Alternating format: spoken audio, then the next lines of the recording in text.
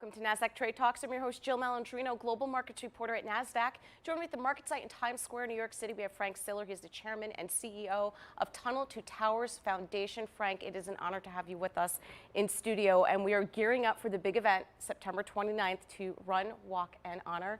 Tell us more about the foundation. Well, a foundation was started 18 years ago. My brother, a New York City firefighter, on 9/11 finished his night tour, went back, got his fire gear from his firehouse, and the Brooklyn Battery Tunnel was closed, so he was faced with a decision how he's going to get there to save people. So he strapped 60 pounds of gear on his back, ran through that tunnel, up West Street to the towers, where he gave up his life while saving others. And we wanted to honor him, so we started a foundation, and now we have so many people, 30,000 people from all over the world, and most certainly the United States, that come and do just what Stephen did 18 years ago. And we are so honored at Nasdaq to support this event. Our veterans group, of which I'm the lead, we are putting a team together of 30 members to come and support.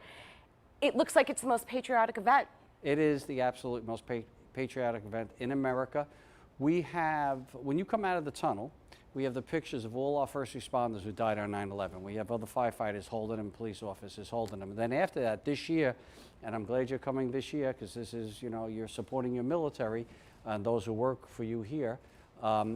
We have the pictures of the 6,998, because we had one that was killed yesterday in Afghanistan, 6,998 pictures of those who died in Iraq and Afghanistan serving our country since 9/11. We have ROTC holding the pictures, every single one of them. So as you run the route and you run this race to honor those who paid a price for you and me, willing to die for you and me, this is what we're doing. We're going to make sure we never forget, and you see those pictures. And then we have a celebration, all right, because these guys like the great party, like to celebrate, and they want us to honor the sacrifice, but celebrate their lives, and this is what we do. Well, Wall Street is certainly very appreciative of veterans and service members' sacrifice that they do make, particularly in the media. We wouldn't be sitting here right now without the freedom that they fight for us, so we certainly appreciate that. So the big party, that's going to be downtown in Manhattan. Correct. Yeah, you just right on Vesey Street, you look right up at the Freedom Tower, you look up at that tower, there was so many acts of heroism that day in the stairwell, thinking of firefighters and police officers and everyday people. They just went to work. The stories of people who were saving other people. So that tower, to stand there and look at that tower, represents a tremendous sacrifice. Yeah, we're proud to bring everybody together to make sure we honor those who serve us. Yeah, and despite our reputation as New Yorkers, we do come together like nobody else. New Yorkers are the best. I go all over the country, and before we leave, they appreciate us.